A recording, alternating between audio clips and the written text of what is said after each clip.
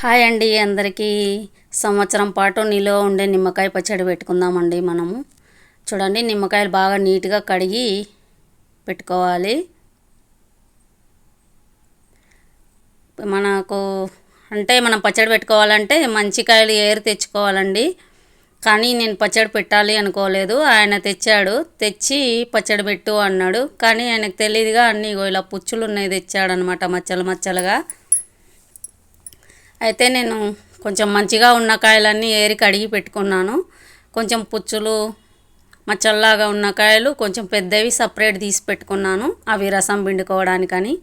కడిగిన ఈ నిమ్మకాయలన్నీ ఇలా క్లాత్ పెట్టి మంచిగా నీట్గా తడి లేకుండా తుడుచుకొని ఆరబెట్టుకోవాలండి.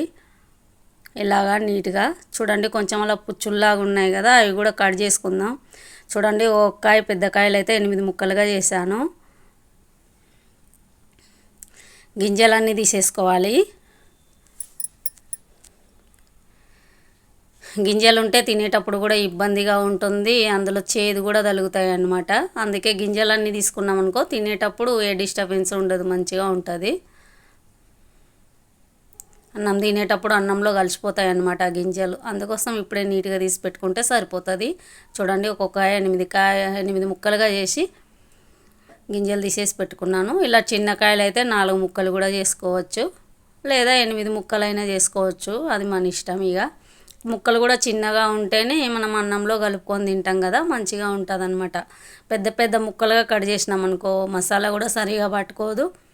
తినేటప్పుడు కూడా అంతంత పెద్ద ముక్కలు ఉంటే పులుపు ఎక్కువగా అనిపిస్తుంది, తినలేమన్నమాట. చూడండి, అన్నీ ఇలా కట్ చేసి పెట్టుకోవాలి, గింజలు తీసేసి చిన్న చిన్న ముక్కలుగా.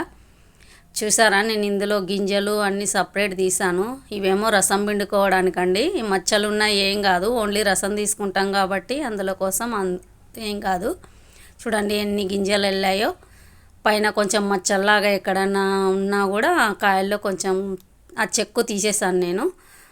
మనం తొక్కతోటే తింటాం కాబట్టి ఇలా ఉందనుకో నచ్చదు, ఖరాబ్ అయ్యే అవకాశం కూడా ఉంటుంది. కాబట్టి చెడిపోకుండా నీట్గా ఉండాలి అంటే చూడడానికి కూడా ఇలా మచ్చలు ఎక్కడైనా ఉన్నాయి, ఆ మచ్చలు చెక్కు తీసేసాను నేను. కాయలకి తీసి కట్ చేసి పెట్టుకున్నాను ముక్కలన్నీ. చూడండి ఎన్ని గింజలు వచ్చాయో. చూడండి, ఇలా నీట్గా అన్నీ కడిగి పెట్టుకొని ముక్కలు చేసుకొని పెట్టుకోవాలి.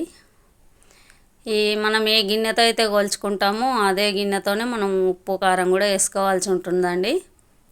చూడండి, ఈ గిన్నెతోటి కొలుస్తున్నాను నేను. ఇలా నిండుగా తీసుకోవాలి. నాకు ఆ గిన్నెతోటి 4 గిన్నెలు అయ్యి కొన్ని ఎక్స్ట్రా అయ్యాయి.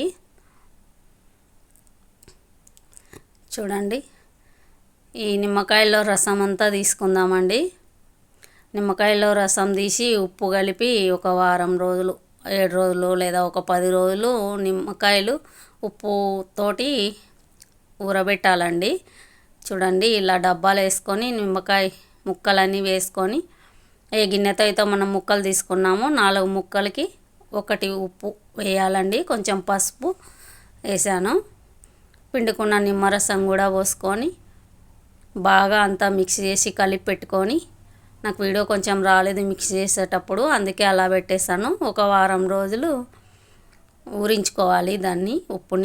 ఉప్పు అంతా కరిగి ఉప్పు నీరులాగా వచ్చేసి అంతా బాగా ఊరుతాయి నిమ్మకాయ ముక్కలు.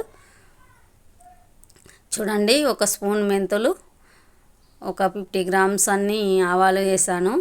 నిల్వ ఉండాలి కదా, మనం కొంచెం ఇవి వేస్తే టేస్ట్ బాగుంటుంది, నిల్వ కూడా ఉంటుంది పాడవకుండా. గోల్డెన్ కలర్ వచ్చే వరకు వేయించుకోవాలి, బ్రౌన్ కలర్ వచ్చేదాకా చిటపటలాడి.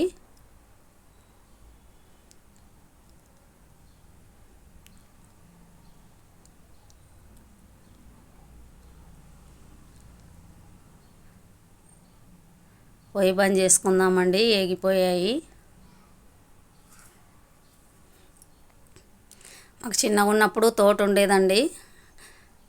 1 ఎకరం చీనీ తోట, 1 ఎకరం నిమ్మ తోట ఉండేది ఒక తోటలో. ఇంకో దగ్గరేమో 2.5 ఎకరం ఉండేది చీనీ తోట.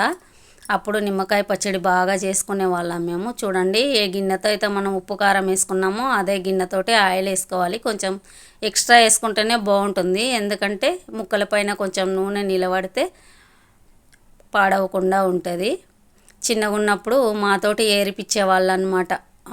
పెద్దవాళ్ళు నిమ్మ చెట్ల కింద వెళ్ళలేరు కదా, ముళ్ళు బాగా గుచ్చుకుంటాయి. కాయల పైన తెంపుతుంటే కింద చెట్టు కిందికి వెళ్ళి మేము ఏరుతూ ఉండేవాళ్ళం చిన్నగా ఉన్నప్పుడు మా తోటలో. అప్పుడు పచ్చడి బాగా పెట్టుకునే వాళ్ళం. అందుకని నాకు అలవాటే ఇది. మా నాన్న ఎప్పుడు పెట్టేవాడు అనమాట పచ్చడి. చూడండి, మనం ఏ గిన్నెతో అయితే తీసుకున్నామో 4 ముక్కలకి 1 కారం వేసుకోవాలి. గుజ్జు కొంచెం ఎక్కువగా ఉండాలి కదా, అందుకే నిమ్మరసం కూడా వేసుకున్నాం అనమాట.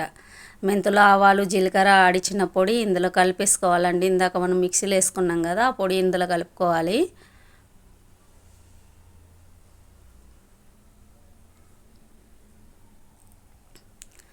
నూనె కాగి మనం పోసు అవి ఎండుమిర్చి, ఆవాలు, జీలకర్ర వేసి కాగబెట్టి పెట్టుకున్నాం కదా, అది చల్లగా అయినాక ఇందులో పోసి కలుపుకోవాలండి. చూడండి, ఆయిల్ పోసాను కానీ అది వీడియో కొంచెం మిస్ అయిపోయింది.